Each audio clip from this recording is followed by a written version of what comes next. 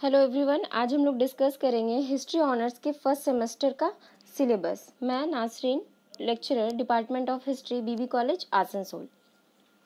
तो चलिए हम लोग शुरू करते हैं सेमेस्टर 1 का सिलेबस। जैसा कि हम लोग देख रहे हैं, 2 कोर पेपर है। कोर वन में हमें हिस्टोरियोग्राफी को देखना है और कोर 2 जो है उसमें हमें एंशिएंट इंडियन हिस्ट्री को देखना है। इन दोनों ही यहाँ पर देख लीजिए, यह है कोर 2।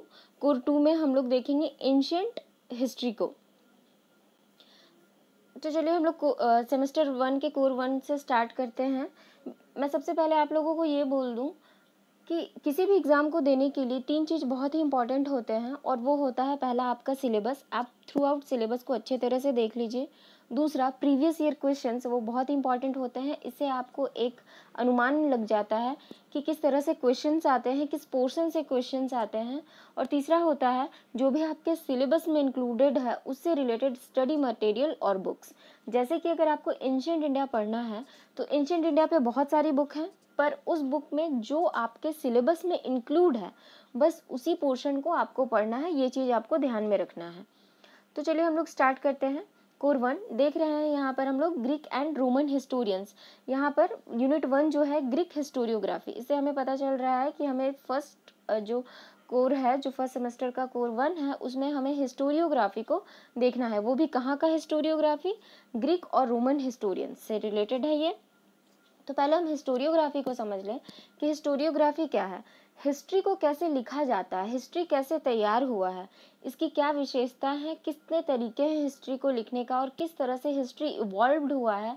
जैसे एंशिएंट टाइम में हम देखते हैं धर्म ग्रंथ लिखे जाते थे, मेमोरीज लिखी जाती थी, कुछ कपोल कल्पित कहानियाँ भी होते थे, नाटक भी होते थे, लेकिन धीरे धीरे फिर ये किस तरह से साइंटिफिक हिस्ट्री की ओर बढ़ता है। तो हिस्टोरियोग्राफी बेसिकली वही है, the art of history writing and the way of history writing and the characteristics of different historians, how they wrote. तो सबसे पहले हम लोग हेरोडोटस का ही नाम सुनते हैं और उन्हें हम बोलते हैं इतिहास के पिता के रूप में या इतिहास के जनक के रूप में। वो एक ग्रीक थे, लेकिन उनसे पहले भी ग्रीस में, या जो ग्रीस वाला पोर्शन है, वहाँ पर बहुत सारे लेखक हुए या स्कॉलर हुए जिसे पूर्ण रूप से इतिहासकार नहीं कहा जाता है, उन्हें लोगोग्राफर्स कहा जाता है। तो उनके बारे में हम देखेंगे। जैसे पहले यूनिट में हम लोग देख लें लोगोग्राफर इन एंशिएंट ग्रीस। ग्रीस में लोगोग्राफर क्या है? लोगोग्राफर भी कहीं ना कहीं से एक लेखक के ही तरह थे, लेकिन उनका जो वे ऑफ हिस्ट्री राइटिंग था वो थोड़ा सा अलग हुआ करता था और वो साइंटिफिक नहीं हुआ करता था। तो इसके बारे में हम लोग नेक्स्ट लेक्चर में डिस्कस करेंगे, जब हम लोग टॉपिक्स को पढ़ना स्टार्ट करेंगे तब। अभी जस्ट हम लोग सिलेबस में क्या है उसको एक हल्के नज़र में देख लेते हैं कि सिलेबस में है क्या। सेकंड जो है Hecataeus of Miletus, the most important predecessor of Herodotus. यहाँ पर 2 नाम हमें देखने को मिल रहे हैं। ये नाम क्या क्या है? हिकेटियस और दूसरा है मिलेटस। ये जो है ये स्कॉलर का नाम है और मिलेटस जो है वो जगह का नाम है। तो मिलेटस का हिकेटियस जो था उसने किस तरह से क्या लिखा है उसके बारे में हमें देखना है। और सबसे इम्पॉर्टेंट चीज़, ये हेरोडोटस का पूर्वज था, यानी हेरोडोटस का प्रीडिसेसर था, उससे पहले लिखने वाले में इसके गिनती की जाती है। उसके बाद हम देखते हैं यहाँ पर हमें दिख रहा है चारन ऑफ लैम्सकस। चारन ऑफ लैम्सकस में चारन जो है वो नाम है और लैम्सकस जगह का नाम है। दैट मीन्स चारन जो है वो लैम्सकस से बिलोंग करता था। नेक्स्ट क्वेश्चन है, नेक्स्ट पॉइंट है जेंथस ऑफ लीडिया। लीडिया का जेंथस, जेंथस जो है वो नाम है और लीडिया जो है वो स्पेस का नाम है, वो जगह प्लेस का नाम है। तो यहाँ पर ये 3-4 नाम हो गए। उसके बाद हम लोग आ जाते हैं मॉड्यूल 2 में, Herodotus and his histories. Herodotus ने क्या लिखा है और उसका क्या तरीका था लिखने का, उसके बारे में हम देखेंगे। जैसे हम लोग देखते हैं ट्रैवलर्स रोमांस, ये शॉर्ट क्वेश्चंस में रह सकता है, क्या ट्रैवलर रोमांस किसकी रचना है या किससे रिलेटेड है। तो ये हो जाए, यहीं पर हो जाता है कि ये हेरोडोटस से रिलेटेड है। नेक्स्ट है Herodotus method of history writing, मतलब हेरोडोटस ने किस तरह से हिस्ट्री को लिखा है, उसकी क्या विशेषता है, उसकी लेखन कला कैसी है, उसके बारे में हमें देखना है।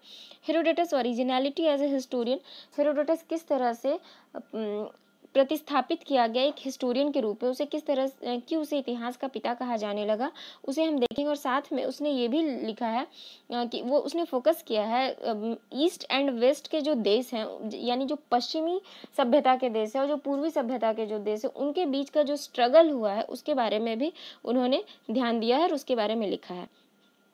अब हम आ जाते हैं मॉड्यूल 3 पर, Thucydides the founder of scientific history writing.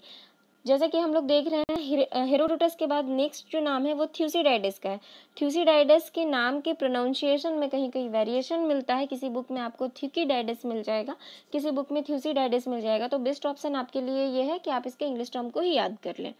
The founder of scientific history writing, इसे एक साइंटिफिक वे में हिस्ट्री राइटिंग करने के लिए याद किया जाता है। इनका जो लेखन का तरीका था या लिखने का जो तरीका था वो हेरोडोटस से ज़्यादा प्रैक्टिकल और साइंटिफिक था। अब इन्होंने क्या क्या लिखा है और इनके लिखने का क्या तरीका था, ये हमें बेसिकली सिलेबस में देखना है। तो a historiography on Thucydides, history of the Peloponnesian war.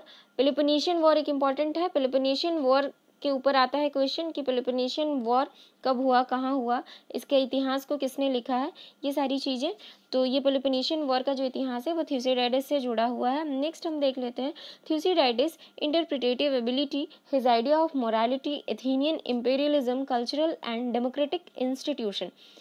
थ्यूसिडाइडिस ने एथेंस के बारे में भी लिखा है, वहाँ की मोरालिटी के बारे में, उसने मोरालिटी के बारे में भी लिखा है और एथेंस में किस तरह से साम्राज्यवाद का विकास हुआ वो भी उसने लिखा है, और कल्चर के बारे में भी लिखा है, एंड डेमोक्रेटिक इंस्टीट्यूशन, और वहाँ पर किस तरह से प्रजातंत्र की स्थापना हुई और उसकी क्या विशेषता थी उसके बारे में भी हमें वर्णन मिलता है, ये भी हमें पढ़ना है।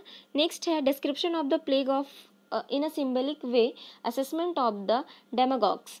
तो हमें देखना है कि प्लेग जो फैला था उसका क्या प्रभाव पड़ा, उसका असेसमेंट थ्यूसिडाइडिस ने किस तरह से किया है और उससे क्या क्या डैमेज हुए या किस तरह से एक षड्यंत्र करके ये डैमेज लाया गया, इसके बारे में भी थ्यूसिडाइडिस ने लिखा है जो हमें पढ़ना है। नेक्स्ट है अ comparative study of the two greatest Greek historian. यहाँ पर दो ग्रीक हिस्टोरियन के बीच में कंपैरिजन करना है। तो वो दो ग्रीक हिस्टोरियंस कौन हुए, थ्यूसिडाइडिस एंड हेरोडोटस। उनके बीच का कंपैरिजन, दैट मीन्स उनका जो लिखने का वे था, उनका जो स्किल ऑफ राइटिंग था, वे ऑफ राइटिंग, उसके बीच का क्या कंपैरिजन है, क्या अंतर है, उस चीज़ को हमें देखना है। अब हम आ जाते हैं मॉड्यूल 4 पे। Next generation of Greek historians, मतलब हेरोडोटस और थ्यूसिडाइडिस के बाद के जो जनरेशन में हिस्टोरियंस हुए उनके बारे में हम देखेंगे। जैसे हम यहाँ देख लें Xenophon and his history of Greece Hellenica. तो ये क्वेश्चन रहता है शॉर्ट क्वेश्चन में कि हेलेनिका की रचना किसने की, तो यहाँ पर ये हो जाएगा जेनोफन। जेनोफन हिस्टोरियन है और उसकी रचना है हेलेनिका, और ये 410 BCE से लेकर 362 BC तक बिलोंग करते हैं, या ये रहे। और उसके बाद हम लोग देख लेते हैं lack of analytical skill, Polybius and the pragmatic history. फिर एक हिस्टोरियन है यहाँ पर पॉलीबियस, और उससे रिलेटेड जो काम है वो प्रेगमेटिक हिस्ट्री। इसे भी हम लोग पढ़ेंगे डिटेल में, जब लेक्चर डिटेल में दिया जाएगा तब। नेक्स्ट देखिए Diodorus Siculus and his library of history. ये जो लाइब्रेरी ऑफ हिस्ट्री है वो उसका कलेक्शन है, उसने जो भी काम किए हैं ये उसका कलेक्शन है, लाइब्रेरी ऑफ हिस्ट्री किसका, डायोडोरस का। नेक्स्ट,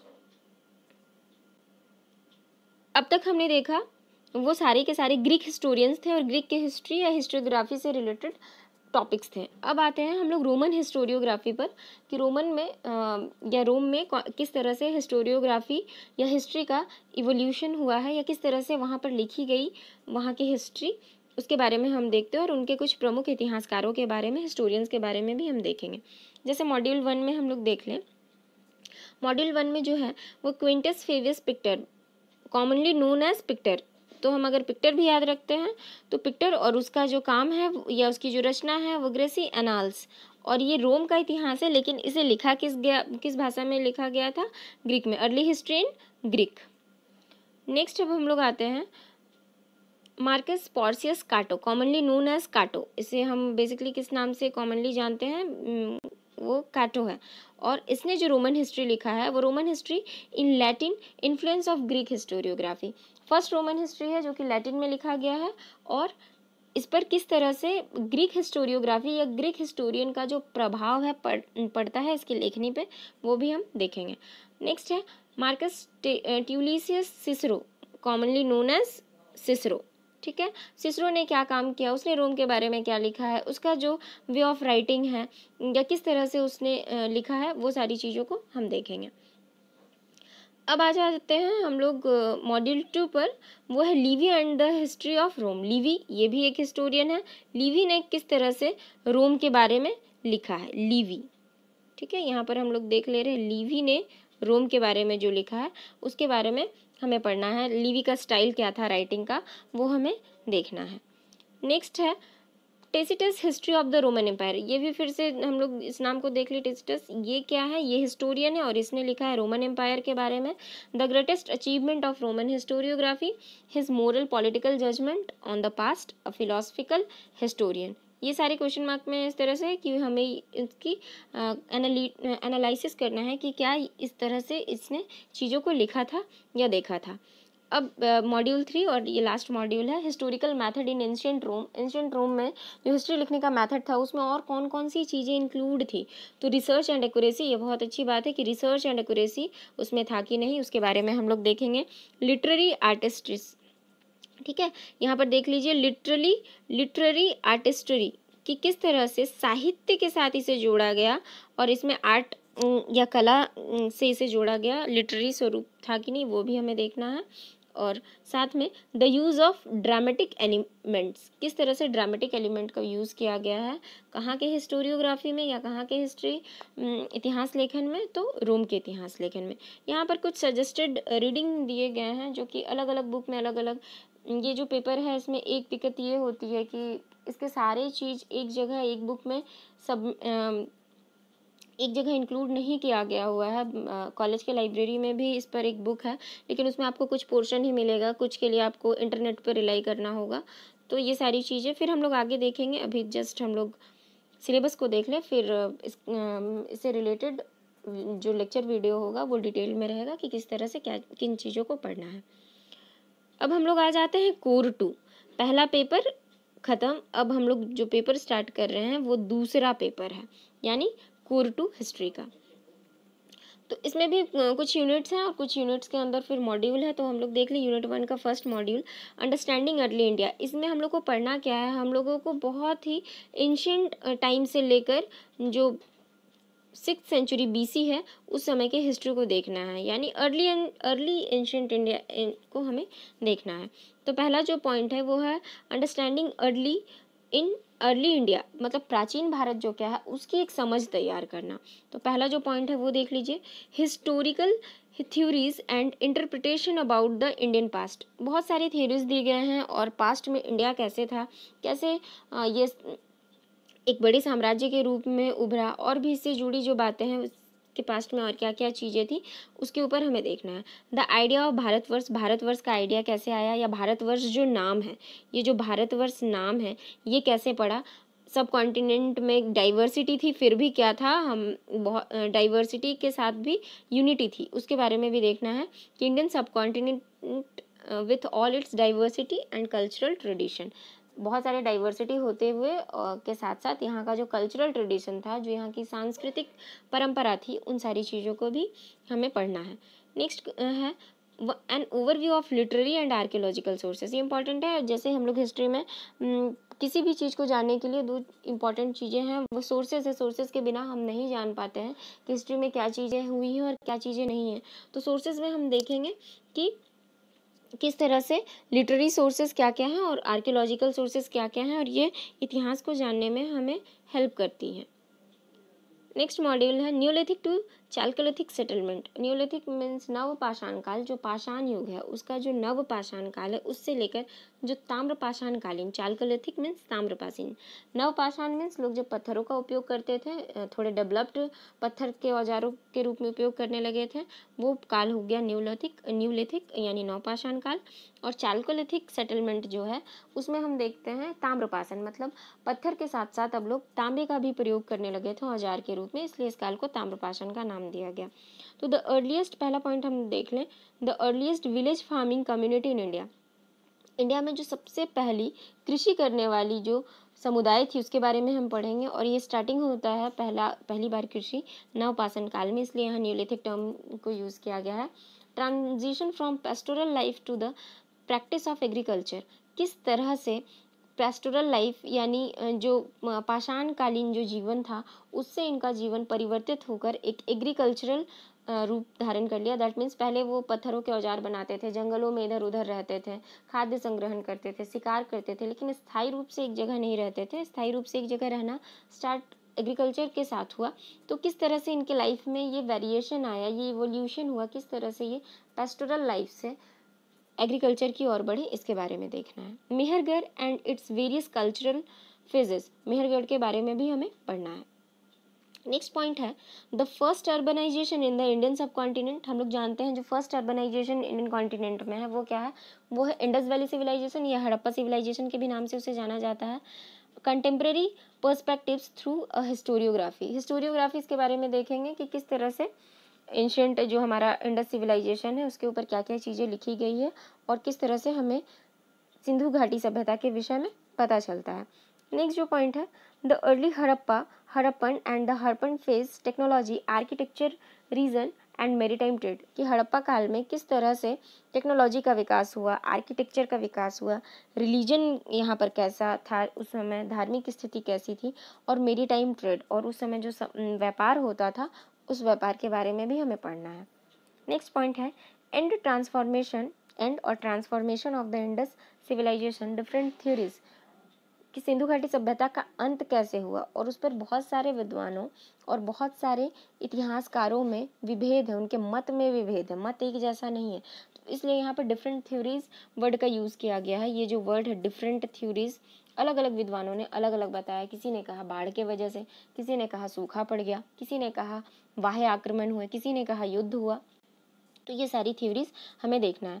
जब हम लोग डिटेल में इन सारी चीज़ों को पढ़ेंगे तब हम इसे और भी डिटेल में देखेंगे। अभी जस्ट हम लोग सिलेबस देख रहे हैं।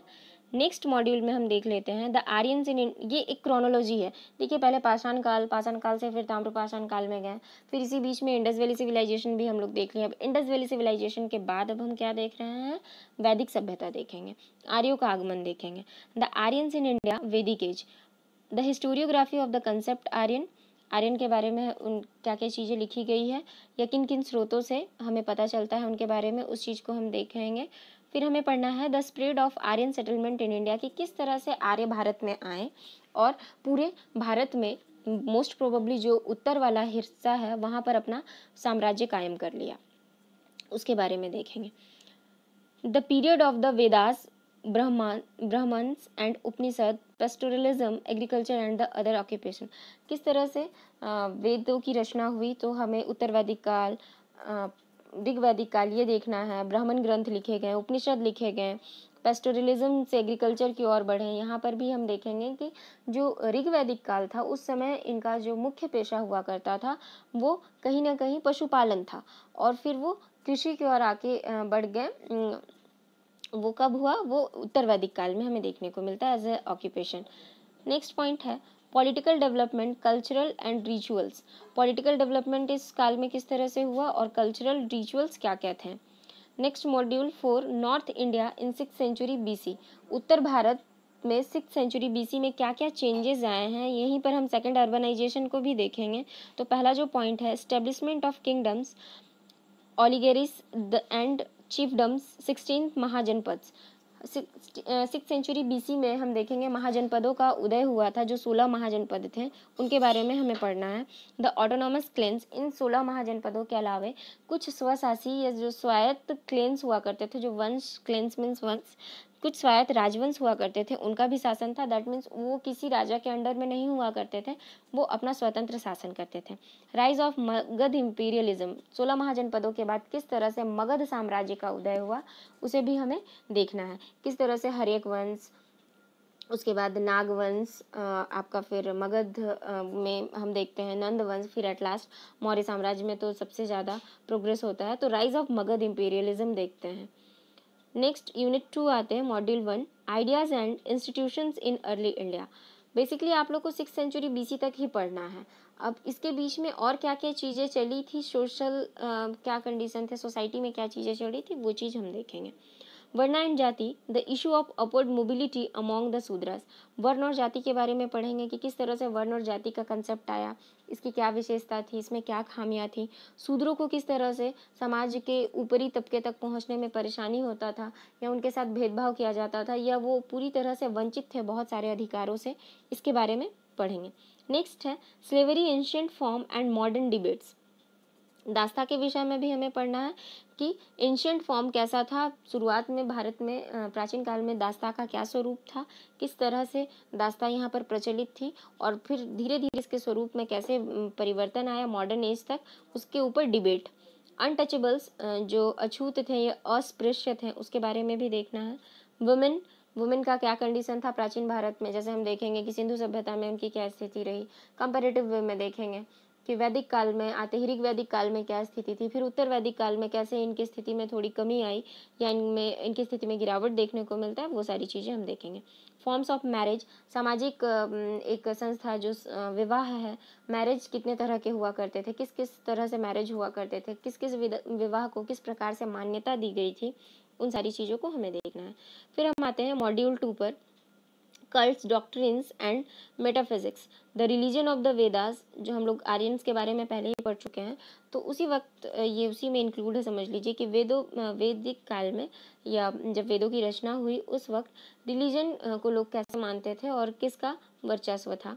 द अनऑर्थोडॉक्स सेक्ट, मतलब अनऑर्थोडॉक्स मतलब जो गैर रूढ़िवादी है या कम कट्टरपंथी जो धर्म आए इस बीच में, जैसे ब्राह्मण धर्म में हम देखते हैं कि जो निचली वर्ग की जातियां थी उनके साथ बहुत ज़्यादा ही भेदभाव हो रहा था, और समय के साथ बहुत सारे इसमें नई नई चीज़ें, रीति रिवाज और बाह्य आडंबर ऐड हो चुका था, जिससे आम मनुष्य को परेशानी होती थी उन चीज़ों को फॉलो करने में, और कुछ लोगों को तो अधिकार ही नहीं था कि वो इन चीज़ों में शामिल हो सके। तो इसी वक्त बुद्धिज्म, जैनिज्म एंड आजीविक्स, ये तीनों संप्रदाय उदय हुए और बहुत सारे लोगों ने इसे अपना धर्म बना लिया। नेक्स्ट है स्पेक्टिसिज्म एंड मटेरियलिज्म। स्पेक्टिसिज्म मीन्स संशयवाद और मटेरियलिज्म मीन्स भौतिकवाद। इसके बारे में भी हम लोग डिटेल में पढ़ेंगे जब हम लेक्चर पढ़ेंगे तब। नेक्स्ट है aspects of economy in the age of Buddha. अब बुद्धा के काल में क्या क्या चीज़ें आर्थिक क्षेत्र में हुई वो देखना है। इकोनॉमिक चेंजेस, क्या परिवर्तन आया, जैसे हम देखते हैं बौद्धिक काल में जब बुद्ध धर्म और जैन धर्म का प्रसार हो रहा था तो उस समय आर्थिक गतिविधियों में परिवर्तन आया था।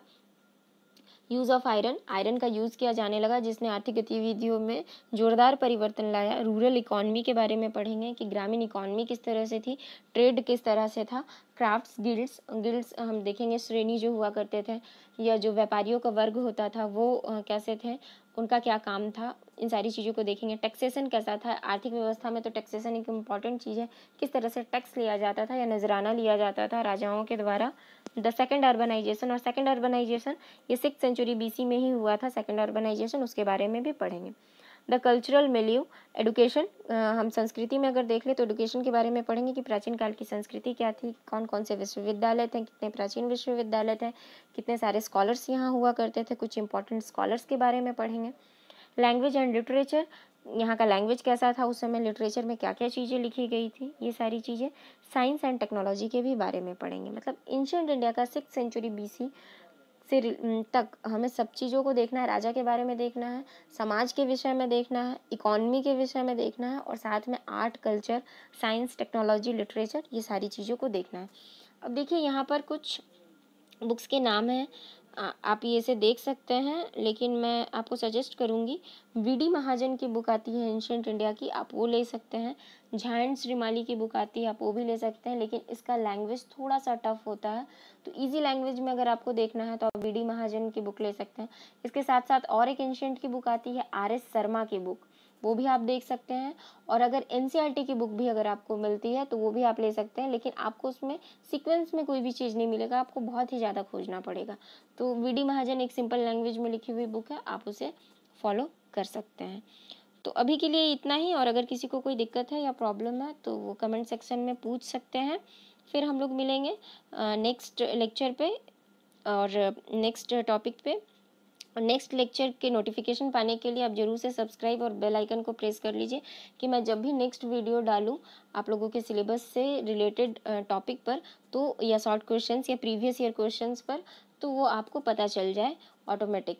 नेक्स्ट टॉपिक पे हम नेक्स्ट जो लेक्चर होगा उस पर हम लोग प्रीवियस ईयर क्वेश्चन को देखेंगे। सिलेबस को तो हमने देख लिया, अब हम लोग देखेंगे प्रीवियस ईयर क्वेश्चन को, क्योंकि वो बहुत इंपॉर्टेंट होता है आपके कंसेप्ट को क्लियर करने में कि किस तरह से क्वेश्चंस आते हैं। तो आज के लिए इतना ही।